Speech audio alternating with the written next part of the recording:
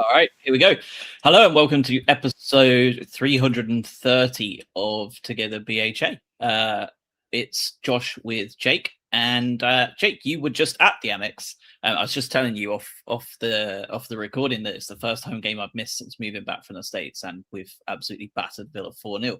How were the vibes in a sunny Amex today, and how are you doing? Good vibes. Quieter than what I expected for being 4-0 up. I can't tell if it was just getting used to being back or maybe it's just your bog standard Amex game at home. The atmosphere is not always there unless it's Palace or Chelsea, of course. But no, it was really good. I was really happy with that. I hate Villa. I have like a thing with Villa, so more than pleased. Yeah, unbelievable. And I know that obviously we've had our comings and goings in the squad. Like we've had a lot of change this summer. But so have Villa, right? Like Rogers, Konsa, Digne, quite a few have been offloaded. Tielemans as well, who played appallingly on Saturday afternoon. But I think most people were expecting us to, get a draw, maybe sneak a win if we could. I don't think anybody foresaw 4-0 battering. Did they? I mean, what were your thoughts before the game even started? Before even the lineups came out and you set off this morning, what would you have considered a good result at home to Villa? A good result would have been not losing. Consensus every season is that we don't win either game. Or if we do, I mean, look what happened last time. We lost 4-2 after going 2-0 up by half time. And I was like, I'm not going to celebrate just yet. And then obviously we bagged 4. And I was like, there's no way they're scoring 5, is there? That is actually the worst thing because I did think the same thing. I was like, if they score on like 70 minutes, this is going to already become like squeaky bum time, even though we're 4-1 up. I'd feel scared. And then obviously you got to the Amex. I think you're in the west lower, aren't you, near the south side of the west. The pie review last week was less than stellar. I think it was the chicken and ham and leek you had last week. Yeah. I think this week you plucked for a separate option on the pie menu. Do you want to run us through your culinary experience this weekend? Well, a certain someone, I won't say who, asked me to try the steak and onion one. It was better. It's still not piglets. You won't convince me anything else. It was better, but yeah, texture horrible. Taste, but I could eat it every match day. I'd just prefer not to. Whereas before with piglets, it was like, I'm getting a piglets pie today. Let's go treat myself. And now I'm not excited ever. Yeah, the chicken and bacon and leek piglets was one I actively looked forward to. So, well, I'll be there for Tromso. And Leeds, so I will do similar experiences and try one of each and see how we go. See if we agree. But when you got, I think the boys playing with a Brussels sprout. What were your thoughts on that starting 11 when it was released? There was quite a lot of trepidation in the fan base, to say the least, in terms of the starting 11 that was put out there. Ferdy Kadioglu, obviously an unexpected but traditional last-minute Albion absence at left back. But ultimately, the starting 11 looked rather uninspired from an offensive standpoint. I think you would probably agree, despite how poor of a take that's going to look at the end of the 90 minutes. But what were your thoughts and general vibe around the ground when that 11 came out? Did you think it looked all right? Like, thoughts? It was what I expected for what we've had come in, what we've had go out. I wasn't surprised by the lineup. I wasn't really disappointed or excited. I wasn't really sure. Obviously, we had like our main names in there: Gross, Dunk, Hinchelwood, Verbruggen, Vifa, De Kuiper. Playing Georgie as a number 9 again was the only thing that I was like, what are we doing? And he didn't score any of the 4 goals, which should still tell you something about why we put him in number 9. He's not a poacher. It's not his thing. But on the whole, yeah, I wasn't really here nor there with it, but it turned out to be a pretty good lineup, I'd say. Yeah, I mean, you're absolutely spot on. Like, Georgie didn't score a goal, and yet he was really influential in the build-up to quite a lot of our football in play, which kind of shows that that's the position he's good at. I think it was the second goal in particular. Like, he did great work, like out wide, driving in, ball in the box, happy days. That's what you signed Jorginho for. I thought he ran the channels really well as well today. He did a lot of that work that you would hope to do, but when there's no one else to back him up as a 9, it's a bit rough. But I guess Jack Hinshelwood and Maxim de Kuiper decided that they would just do fine as the de facto number 9 when needed as well.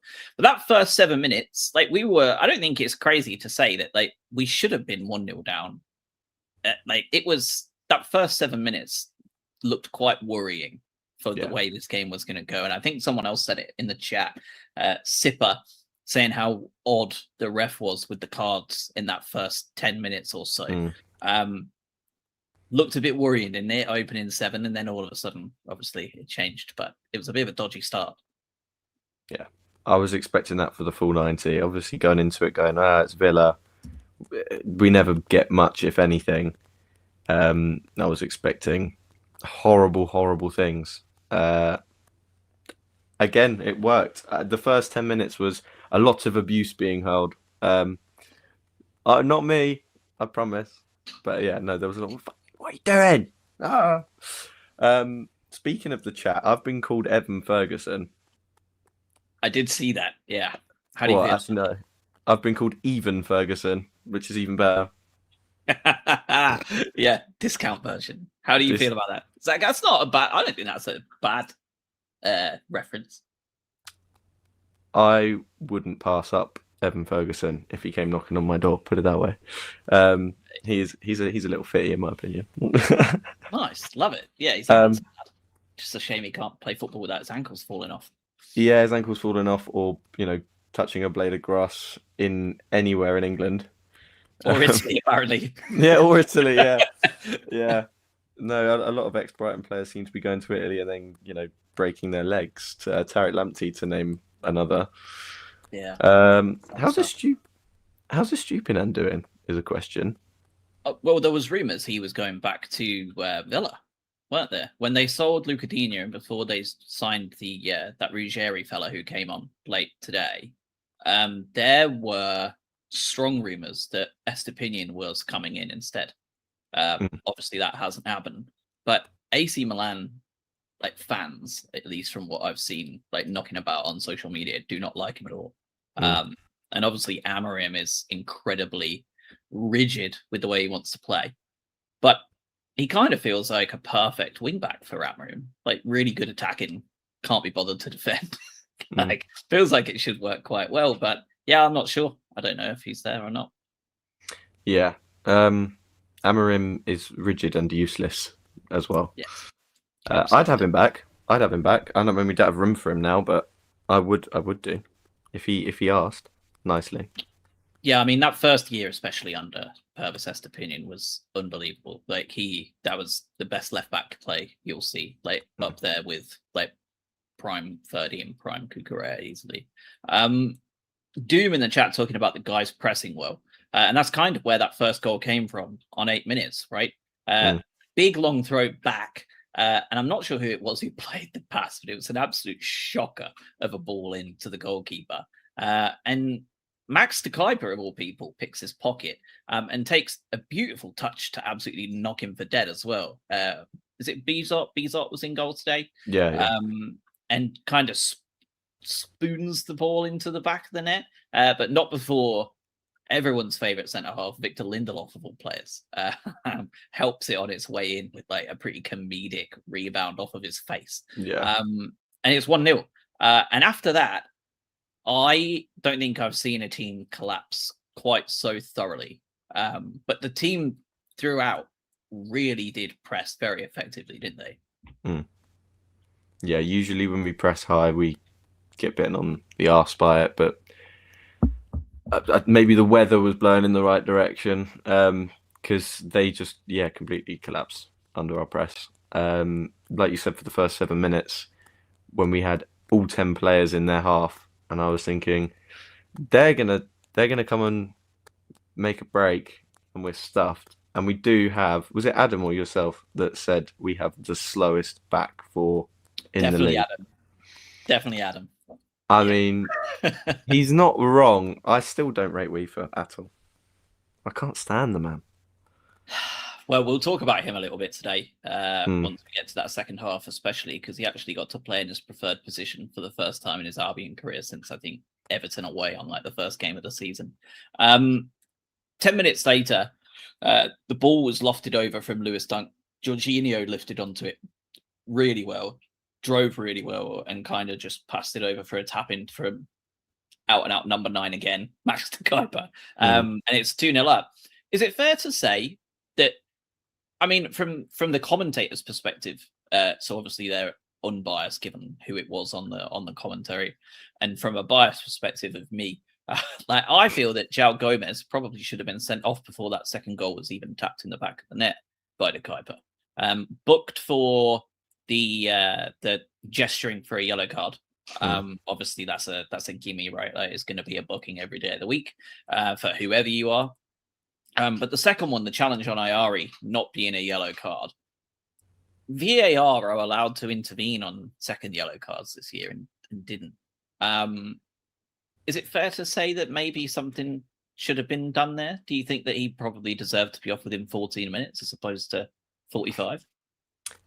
I think it did look like quite a visceral challenge, but some of the fans around me said, I heard the words shoulder to shoulder a few times. And I just sort of laughed to myself and was like, yes, shoulder with studs up. I wasn't too bothered because he got sent off anyway. Maybe it should have been a second yellow, but things happen the way they happen. And maybe we don't go 4-0 up if he gets sent off 14 minutes earlier. His horrific performance ended up helping us before he got sent off, because we scored all 4 of those goals before he left the pitch. So, well, exactly. Quick one on the spot. Jorginho Rudiger, hair review. How you feeling about the braids? he looks like one of the Higgity pies. Fantastic. All right, we'll keep that one locked in for a clip. And then, I mean, it's not even far off after that as well. I'm just looking at the replays here. On the run from Jorginho was superb, to be fair. And then 30 minutes in, an absolute unbelievable ball in by de Kuiper, who just literally did it all today, it feels like. I thought he was obviously very quiet last year, but I thought he really stood out as one of Belgium's better players at the World Cup. And it seems that Ferdi Kadioglu's loss is de Kuiper's gain as it pertains to this one, because he was really excellent all the way through today. And the ball comes in, back post to Diego Gomez, who, no matter how much you want to kind of shit on Diego Gomez as a right winger, he doesn't half win a lot of headers at the back post, doesn't he? Right? Like, he does win a lot of them. And there was Jack Hinchelwood from a pretty good replica of a pre-season goal he scored in a similar vein, if I remember correctly, to kind of just nod the ball into the back of the net. And within half an hour, Albion are 3-0 up against all 11 men of Aston Villa. How are the vibes at the Amex at that point? Because the first two, you're obviously buzzing, but then, you're only 2-0 up. And then, as we said, we went on to lose 4-3 last year from that position. That third goes in at half an hour. How are you doing with that? Like, it's got to be good vibes by that point, right? Champions of Europe, you're having a laugh, was echoing around the stadium. Yeah, I say that was the peak of the atmosphere. Everyone was buzzing. You can't argue with it. It was brilliant to have scored more than 2 goals and retain said lead against Aston Villa, because Unai Emery is just haramble all the time, and his haramble was not haramming very well. So, yeah, that was the peak of the atmosphere. After that, it sort of softened up a little bit, and everyone was like, "Oh, we're 3-0 up, it's fine." And I was like, "We've been here before," which is what you just said. So I was a little bit shaky, a little bit nervous, but yeah. Well, I imagine the vibes were good for that guy. That probably is recorded as like a peak, because from kickoff we scored again to go 4-0 up, right? Like, I missed it. Oh, did you really? In the Hinchel was doing that, Yep. Me and my dad turned to each other, started doing it. It was really funny. And in the time we were doing it, we looked over and the ball was in the net again. And we were like, is that the same goal? Or yeah, no, we missed that one somehow.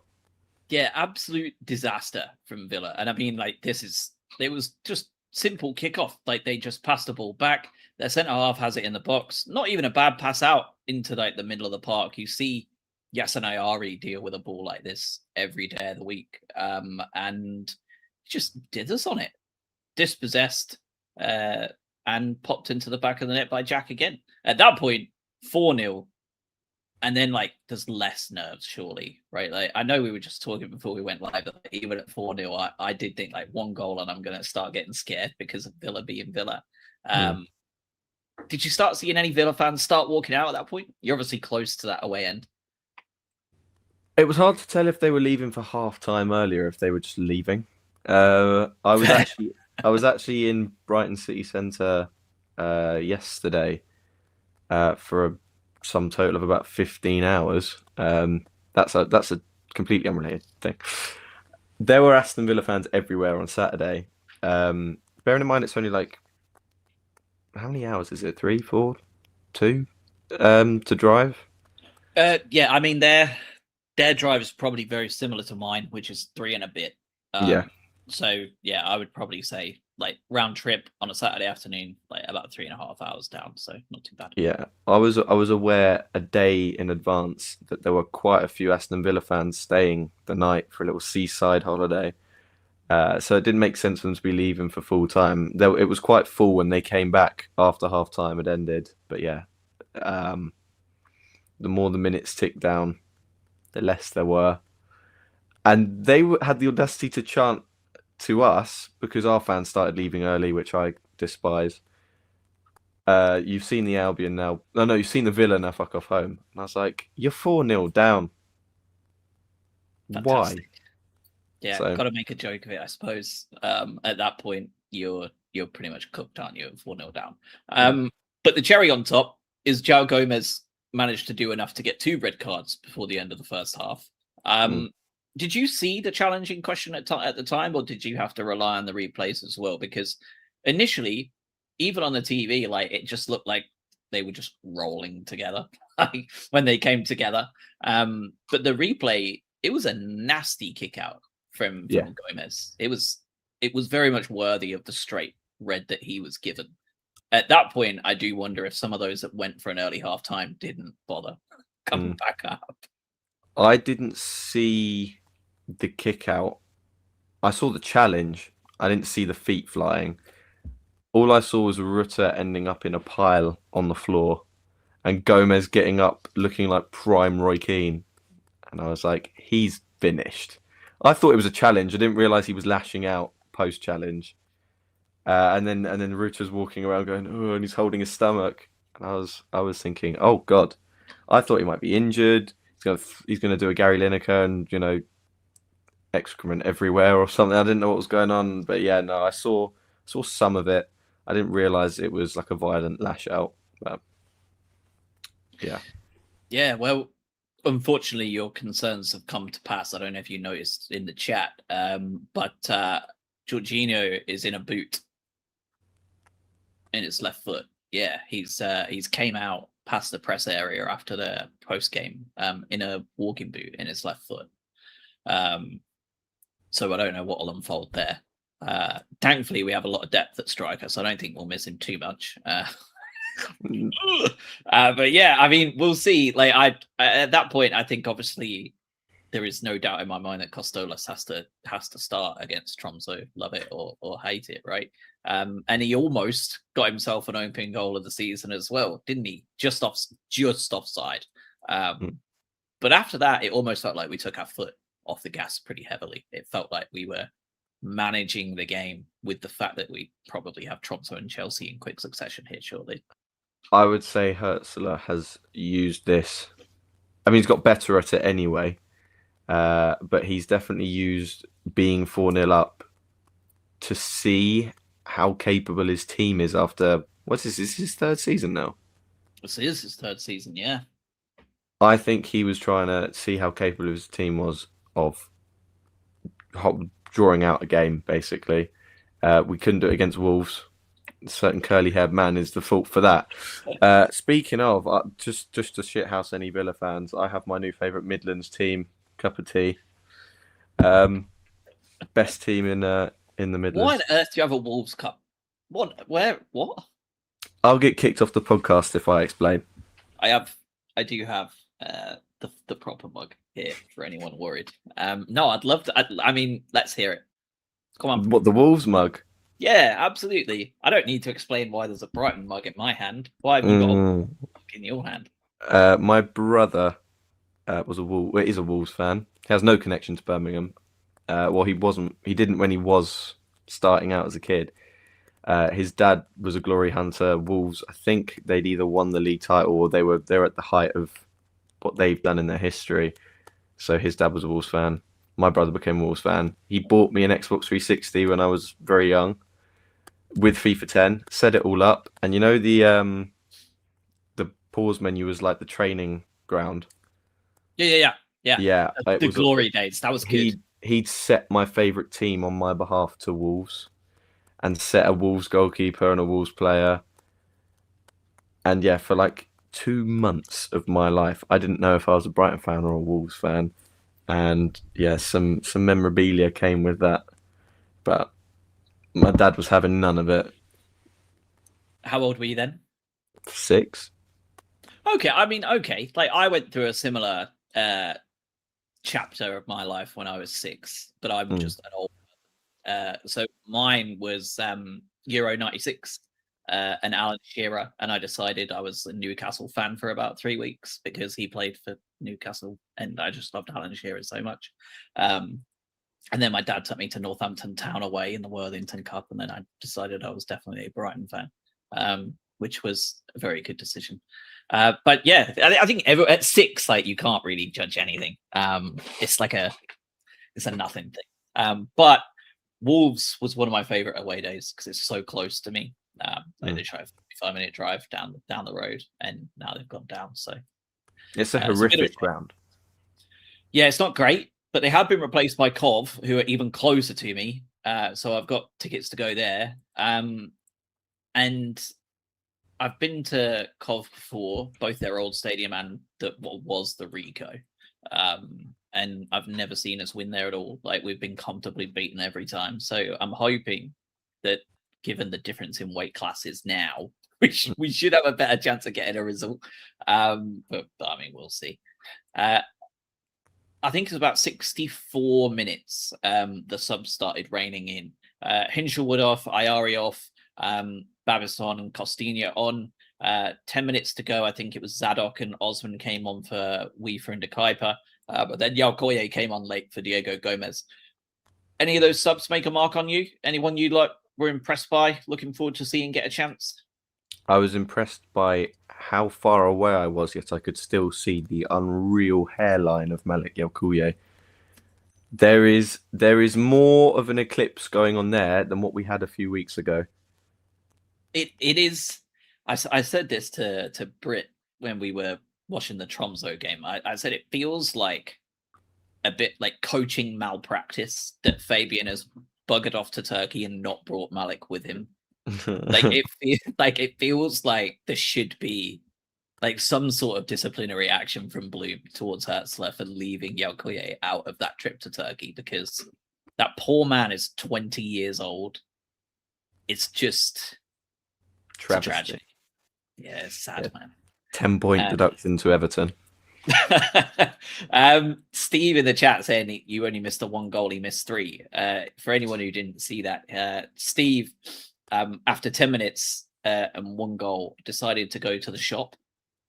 Quite why you made that call, Steve. Like, you had all the time before and all the time after. I don't know why you did that, but you went to the shop and 25 minutes later you were 3 up. So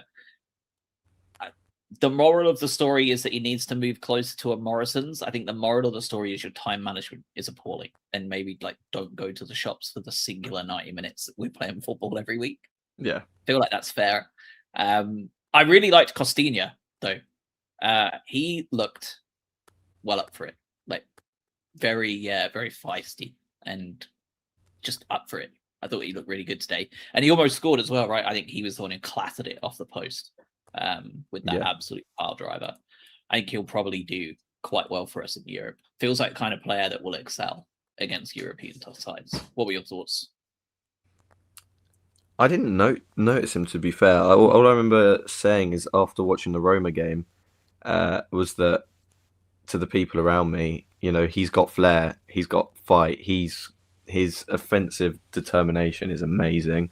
A little bit like Vuskovic, he's jumping for every ball, he's challenging, jostling. He's definitely got the sort of Brazilian traits that we need, and he's not built like a twig like the last Brazilian striker that we had. Challenging for every ball and being really feisty, but not having the strength to beat certain fullbacks. I think Castinha's a bigger build. I think he'll do us very well. Yeah, big lad. I mean, I guess that's the story of the summer.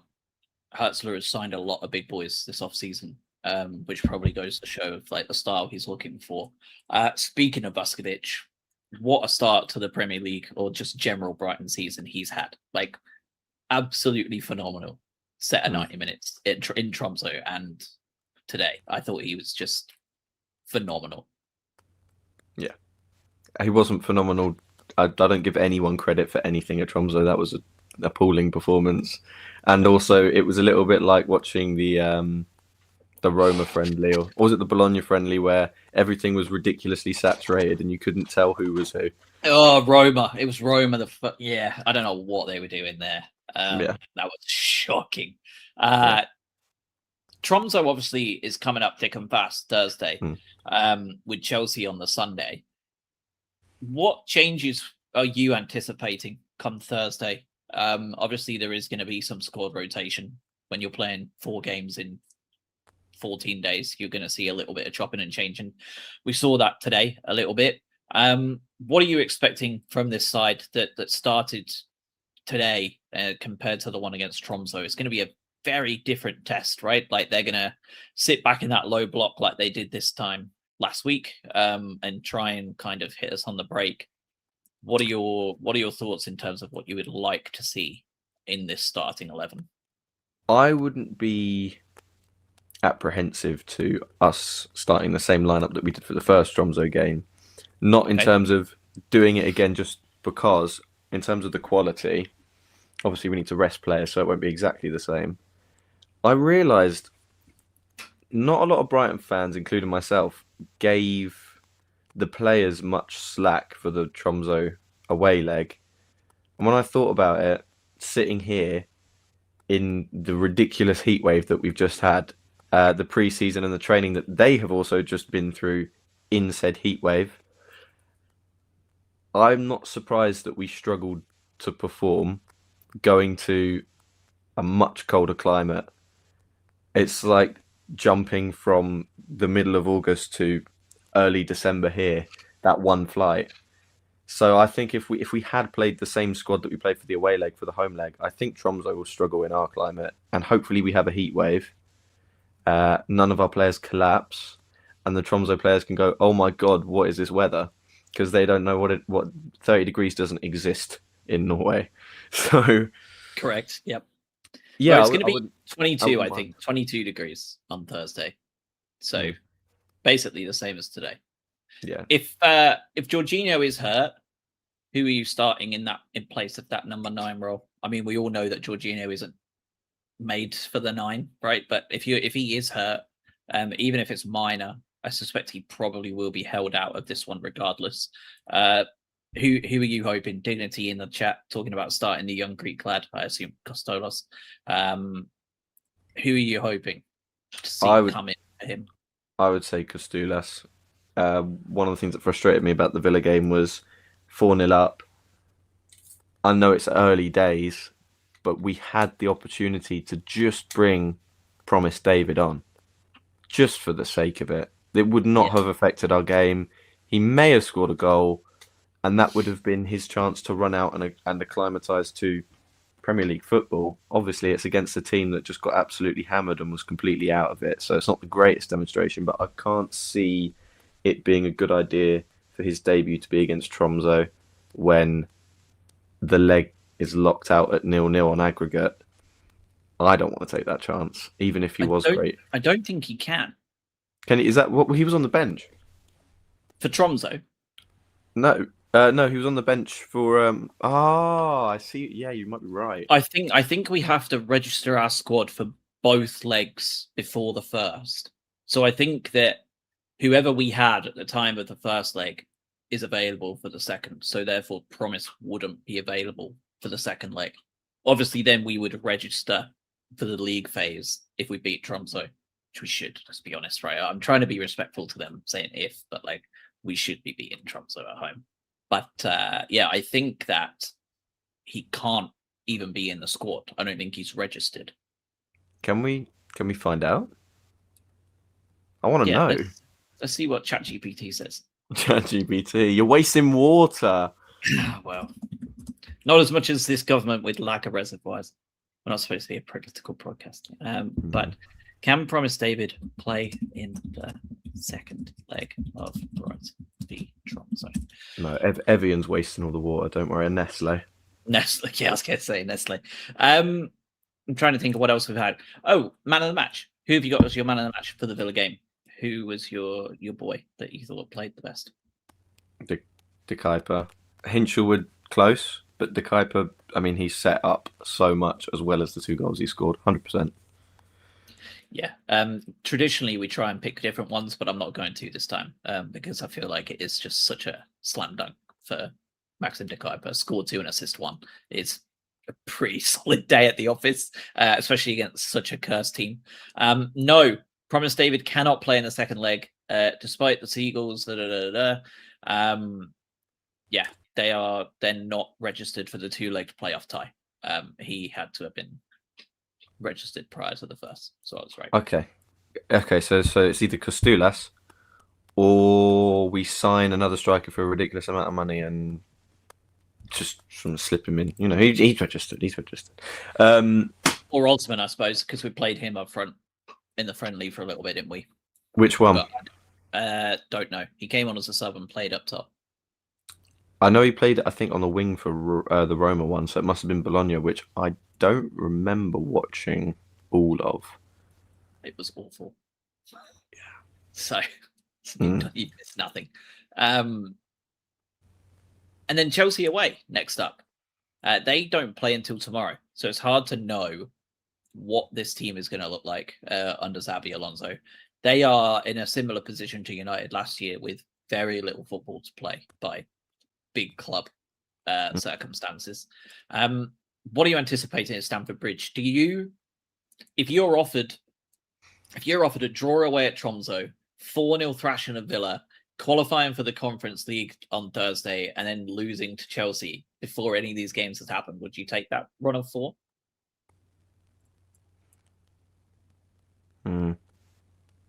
I don't know. I have a friend who supports Chelsea. I'm very conscious of the fact that he and many Chelsea fans think that we're forcing a rivalry with them, and they don't want anything to do with it. So I don't want to sit here and say, forget the other results, smash Chelsea, because the other results are important. I'd need to wait and see until they've played Fulham. And the thing about them playing Fulham is I don't think Fulham are going to be anywhere the level of most teams in the league. There's nothing about them this season. They've got nothing going for them.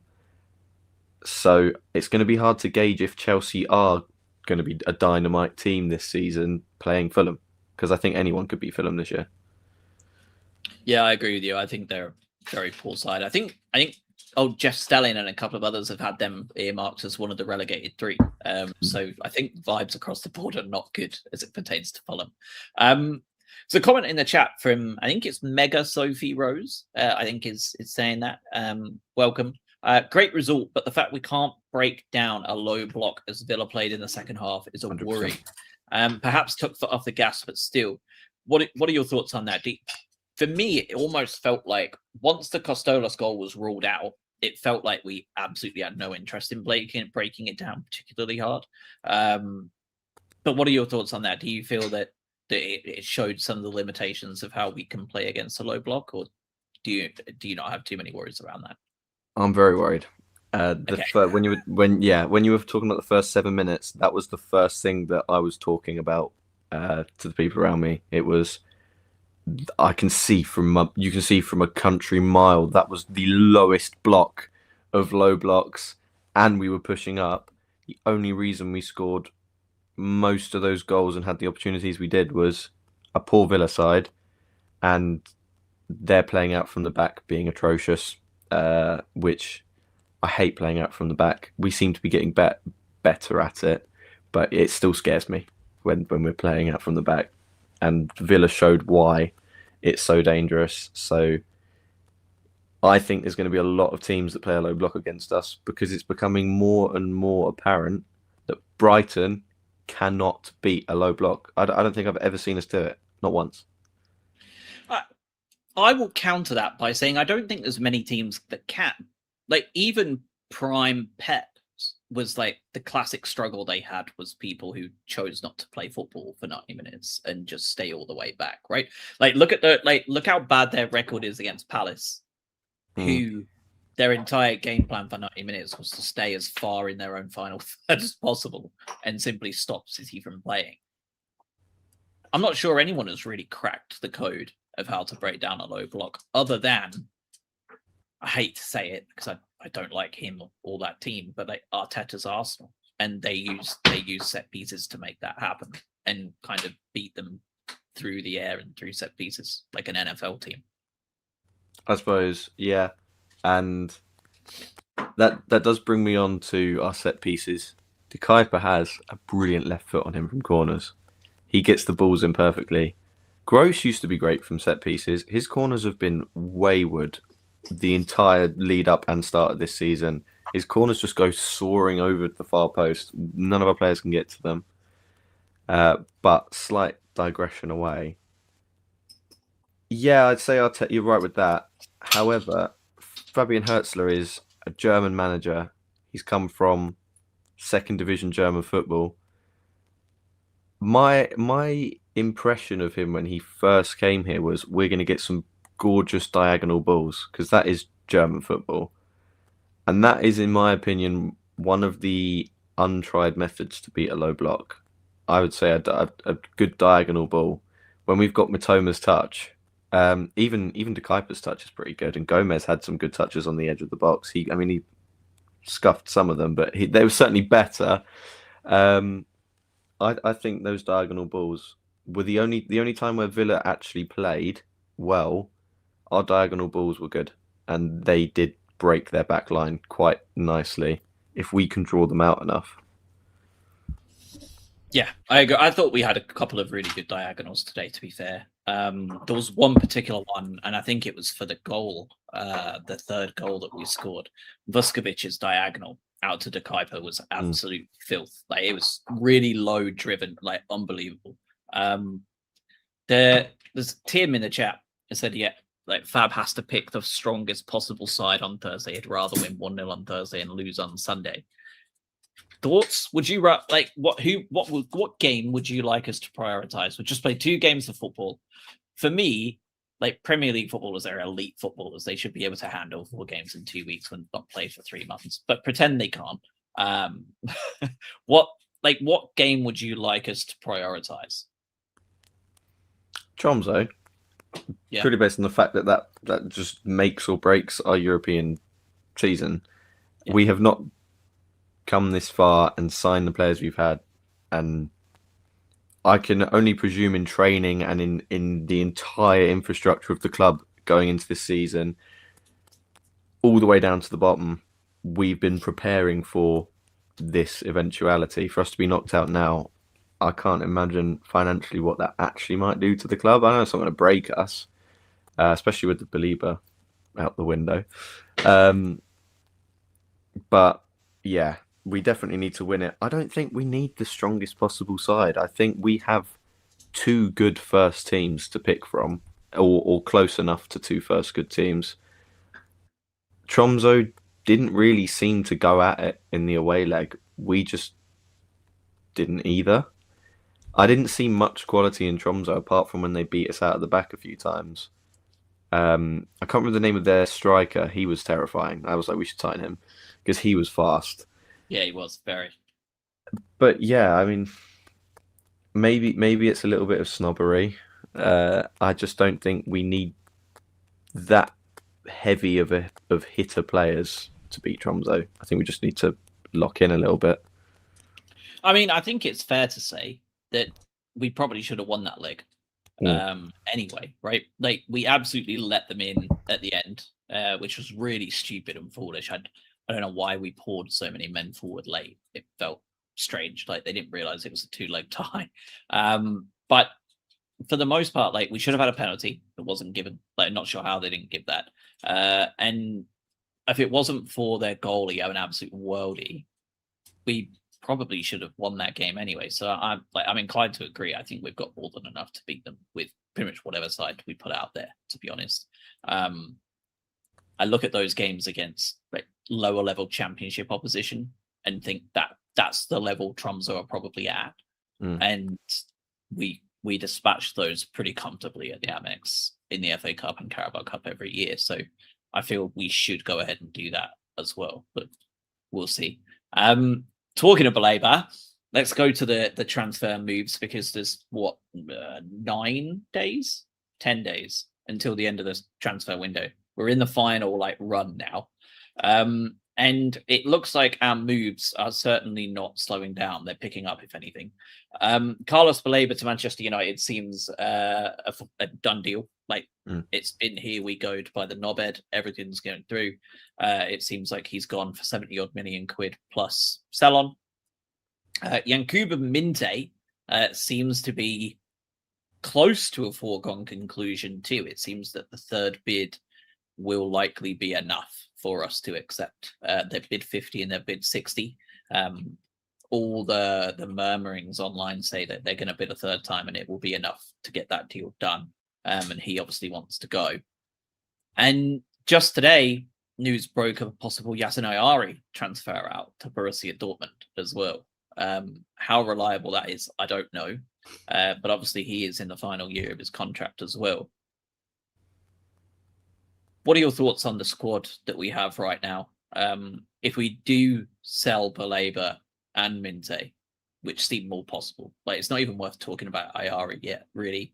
I suspect we'll probably have more to say next Sunday. Week's a long time in this phase of the season. If we sold Baleba and Minteh, where are you feeling at with our squad depth? Would you like what new signings would you like before the end of the season or transfer window? Baleba for me is out the door. I can't imagine that doesn't happen now. Don't have much to say on a replacement for Baleba. We seem to do all right without playing him. We just need a backup role, like a rotation player. I know you said it's not worth talking about. You think Yelkoye might be that guy? Maybe that, and the fact that without entertaining it too much, we can't then sell Ayari. No chance. But Minteh going is acceptable. I mean, until the Villa game, up until today when we saw Johanna and Osman. I'm just trying to remember names. It's like I can't remember any Brighton players' names at the moment. Because it's a different 11 every year. That's why. I was thinking to myself, what are we doing? Minteh's one sale too many. However, I'm a bit more comfortable with that after today. So, he didn't have any end product. We said this the other week. It wouldn't be a great loss. However, the potential that's there, he might turn out to be a great loss. It's hard to tell. I'm on the fence with that one. But yeah, if Baleba's going, we can't let Ayari go. That would be too much for me, where I'd start looking at Paul Barber, Tony Bloom and the recruitment team and just be going, what the fuck are you doing? It's too much. If Baleba is gone and we get the news from Ornstein or whoever else saying Ayari is gone, you can just go ahead and commit to a wellness check on me because I'm not going to be well. Like, it's not going to be a good mood in this household. Yeah, we would have to go out and sign 2 more midfielders for my money at that point, like, because we can't rely on one being good enough, because we might fluff it. So, or unless we want to sign like a right back and put Weaver back in the centre mid, your favourite. I really hope Ayari doesn't go. I kind of assumed that he had signed a new deal, but it just hadn't been announced yet, solely because there had been no talk about him online at all. And it's like, it's 10 days before the window's closed. How has his agent not been peddling him since the World Cup? Like most of them do.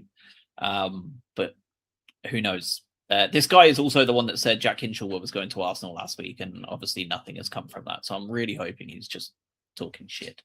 Yeah, lots of moves out. I don't think there's really anything too concrete on moves in, other than the Hernandez fella from Spain. Do you think we need another winger, given what we've seen lately? Like, I think he's a right winger as well, right? We need a striker. Yeah, we do. Story of the decade for Brighton. Forget wingers, please. We've never actually really been a club that signs loads of wingers. Forward players is something that we don't sign loads of. We get some gems in every now and then. Izquierdo. I would count Estupiñán, even though he was more of a wing back. Obviously, we had Solly for years. Was Charlotto a fullback or a winger? He was very much a right back. Yeah. But yeah, I mean, we've never gone crazy for just any front 3 players. This season we have. Maybe overkill. I think we will lose some. There's definitely some that are going to be going on loan. There's some that are going to want things for their careers. I can't see Koji Duberry coming in anytime soon. Seems like he's lost that battle, hasn't he? Of the 3 wingers, of him, Johanna, and Osman, it seems like he is the one that's came in 3rd place, which means he'll definitely be getting at least a loan, if not a sale. I think Osman comes in first. There's so much about him, and I don't think he lacks the final product the same way Minteh does. We haven't seen his final product, but he beats the man and takes it to the edge of the box, right against the line. Very rarely does it end up going over the touchline, and he will get a pass or a cross in. I mean, he's been unfortunate they've deflected or they have been cleared, but unlike Minteh, he doesn't have 2 left feet, so it's fine. Yeah, and he's also a natural left winger, right? Which I think is putting him ahead of the pack by quite some distance, because I think Johanna is only a really like an out right winger, and so is Cozier Duberry. So at that point, you've got Cozier down the pecking order pretty heavily, and obviously it also quite nicely gives Mitoma time to actually recover on his own like merit instead of rushing him back. I think that's very helpful as well. Around the league this weekend, any results shock you? Arsenal battered Coventry early days. Were you shocked by the whole result? Brentford, obviously, as well. What were your thoughts around the league? I wasn't shocked by Brentford. I was very happy about Brentford. I was very, very happy about Brentford. I loved Van Hecke, and he did leave on good terms, and he was a servant, but it was funny watching him flop. I can't help that. The whole result shocked me massively, because I've been saying to everyone, like, Michael Carrick and Man United are going to do insane things this season, and then they went and lost to Hull. I throwing myself right in the spotlight with a prediction here. Well, it's not a prediction anymore. It was that City have no chance this season, I don't think. Arsenal are probably the most likely to win the league. However, I was like, I would put money on Man United with how they finished their last season. And now I don't know. I just thought to myself, Michael Carrick knows exactly the way to run that club. And yeah, that was the biggest shock for me. I'm not a Man United fan, but if there's a big 6 team that I want to win, it's not going to be Arsenal. I don't want Man United to win the league. I wouldn't want Man United to win the league, but if there's a team that had to win it, I'd say Man United. But I don't know where they're going after that result. That was, unreal. I think as long as they've got Maguire at the back, I can't think of the other. Who's their other centre back that's useless? I mean, Oh, yesterday it was a pretty shocking back group. It was Mazraoui, yeah, Maguire, Heaven, and Shaw. that's it. Sure, as long as they've got Shaw and Maguire, they're not doing anything ever. When you got Ollie McBurney ripping you a new one, you're in big trouble, aren't you? Mm. Like that's not a good place to be. Uh, Yeah. all the same problems that were there last season before Carrick left, like reared up immediately. It was very funny. Also very funny. I agree with the Brentford game. It was quite odd seeing Potter watching the game, and then 3 generations of Albion coaching staff in Bruno, De Zerbi, and Crofty all just sitting looking sad on the bench. Like, it was just beautiful. What was Potter doing there? Probably for Bergvall. Oh, scouting. Yeah, he was just Right. watching the game. I assumed he was there for Bergvall anyway, given that there's a lot of rumours around him as well, and he's like one of Sweden's best players, isn't he? So I figured that's what he was doing there. I think that's about it. Anything else? I'm gonna go back to the pies. Don't buy the pies, guys. We need to start. Any others? Are there any others? What's the What- other flavors that are there? Like, obviously you've got the like the ham and bacon, like the ham and chicken one. You've got the steak one. What I other think options I, are there? I might be wrong. I think one is a guest pie every Okay. week. I think they do have I think it says special guest pie on the board. I'm not sure. The other one is what was that chicken masala one? I can't remember. It's like masala and red peppers or something. Or no, Okay, chicken tikka and red peppers. That's the other one, which I have again been told to try by numerous people, but I've never ever liked a tikka pie, so I'm not going to touch it. It doesn't matter who makes it. Well, are you going to Tromso on Thursday? I am. I might have to say hello. I'll try and find you I feel somewhere. like you might have to just try it, like for the pod. You might have to finish off the review, if that's the only 3 pies there are. Do you want a pov of me throwing it back up? That would do numbers on the socials. Yeah. Yeah. Because obviously you're at Chelsea on the Sunday, so there's no home game pie test to do there. So who knows? Maybe. Are you sitting in the West like normal on Thursday, or are you sitting somewhere else? I actually don't know. I can't remember. So usually, we get the seats that we're in for our season ticket. I actually don't know where we are. I haven't checked. I just know the tickets are bought. For the first time ever, I'm not. I'm going in the East Upper this time. Oh, That and the South are the only 2 I've never done. So I just thought I'd check it off. Like, it's a good one to check off. Because I was in the East Lower for the very first game of the season at the Amex ever, the Doncaster one. I got like a ticket late just on my own, like to be able to sneak in, which was excellent. And then I've obviously sat in the West. Like, I borrowed someone else's season ticket when I was coming back from the States for like a trip. It was Hull actually when we were in the Championship, and it was crap. Like, it was awful, 0-0 draw. And then the North has been where my season ticket's always been. So the East Upper is one of the only 2 I've not done. I was like, it's a good excuse to go up there and hang around. So give it a go. I've been there once. It is quite a god tier, to be fair. That was I think it was the Atletico friendly I say a couple. It was quite a few seasons ago. Yeah. I think it might have been Houghton era, maybe Potter era. We've snagged front row as well, so there's going to be no one in front of me, which is even cool. better. Like, we've got the front row of the East Upper, so we'll see how it goes. But I'm definitely going to have to do a pie just for the sake of trying one. Yeah. They like £7. Like, it's quite a lot of money for an experiment, but we'll give it a go. Yeah, I don't want to start any beef, no pun intended. Where I sit in the West Lower, there's a guy. He's been there 2 or 3 seasons. Sometimes he shuffles around, but quite often he's there. I sit right at the back against the wall underneath. I think it's the Baxter Lounge or HB or the HB Lounge.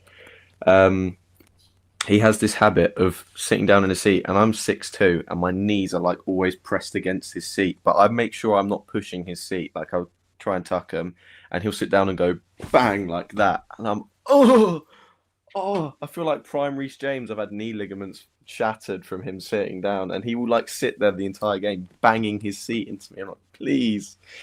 So I wish you the very best of luck at the front, you lucky man. Yeah, that's a good point. I do avoid that at least. We'll see. That's scandalous, honestly. That's terrible etiquette for a stadium. Let's see. What a dick.